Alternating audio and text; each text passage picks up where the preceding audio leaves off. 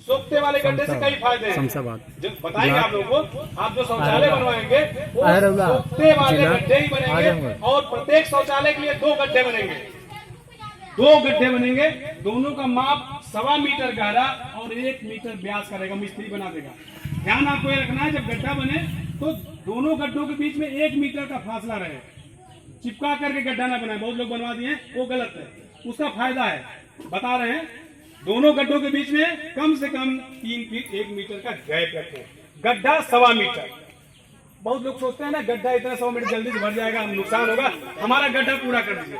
कतई गड्ढा पूरा मत करवाइए, 1.25 मीटर का गड्ढा ही उपयोगी है। वो भी टेस्ट करके वैज्ञानिकों द्वारा सुझाया गया है। जानते हैं, जो आप जब गड्ढे में शौच करेंगी, सूर्य की रोशनी से जो मल होता है, जो हम लोग का लैट्रिन होता है ना, वो विखंडित होता है। उसके जो कीटाणु उसको खा करके खाद बनाते हैं। अब खेतों में भी जब शौच करने जाते हैं तो उसमें एक जो नुकसान हानिकारक जो एक जीवाणु होता है एसिना फ्लिक्टिडा, वो 3 दिन तक जिंदा रहता है।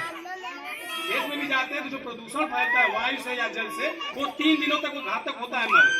3 दिन बाद जब वो एसिना फ्लिक्टिडा मर जाता है, वो मल क्या होता है, सूर्य की रोशनी से विखंडित होकर खाद में परिवर्तित हो जाता है।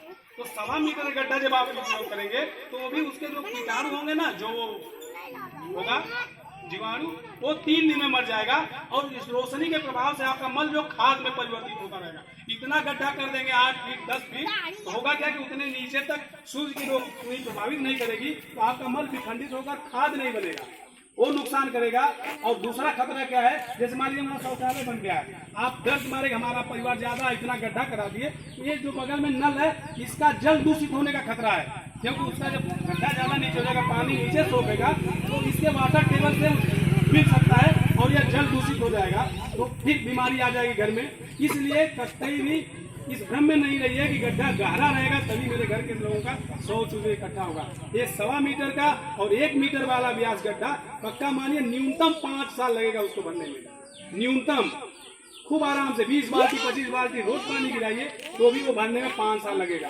मान लीजिए 5 साल में भर जाता है, इसीलिए 2 गड्ढे बन रहे हैं। 5 साल में आपका गड्ढा भर गया, आप दूसरे गड्ढे का उपयोग शुरू कर दीजिए। चैम्बर इसलिए बना, चैम्बर में वो व्यवस्था मिस्त्री बना देगा, जब ये भर जाएगा इसको बंद करके दूसरे गड्ढे का खोल देंगे पाइप, दूसरा गड्ढा इस्तेमाल होने लगेगा और ये भी 5 साल में भरेगा। तब तक क्या होगा, 1-2 साल में इस गड्ढे का पूरा मल खाद में परिवर्तित हो जाएगा। आप गड्ढे को खोलिए, बिल्कुल जिसे केचुआ नहीं चाल देते, मिट्टी जैसा होता है ऐसा ही निकलेगा, कोई बदबू नहीं, बिल्कुल जैविक उत्कृष्ट कोट की जैविक खाद होगी। रासायनिक खाद का प्रयोग जान रहे हैं, पोटाश डाई यूरिया लोग इस्तेमाल कर रहे हैं और इससे कैंसर तक की बीमारी हो रही है, वो भी खतरा नहीं है। इसका आप इस्तेमाल अपने फसलों में करेंगे और अच्छा लाभ उठाएंगे। तो अनुरोध यही है, आप शौचालय जरूर बनाएं और शौचालय में सोखते वाला गड्ढा बनाएं, सरकारी मानक के अनुरूप 2 गड्ढे बनवाएं। 2 गड्ढों की गहराई ज्यादा ना रखें, 1.25 मीटर जो मानक है उसके अनुसार करें। दोनों गड्ढों के बीच में 1 मीटर का फासला रखें और चैम्बर से जोड़ करके शौचालय का उपयोग करें।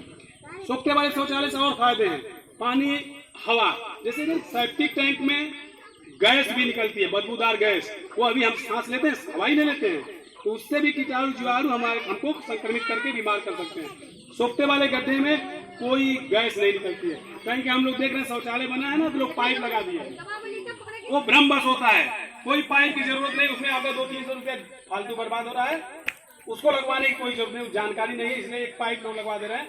सोखते वाले गड्ढे में कोई गैस नहीं निकलना है, निश्चिंत रहिए, और न तो कोई जल प्रदूषण होगा न कोई वायु प्रदूषण होगा।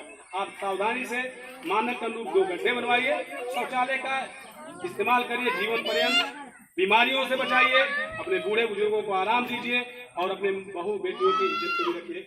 धन्यवाद।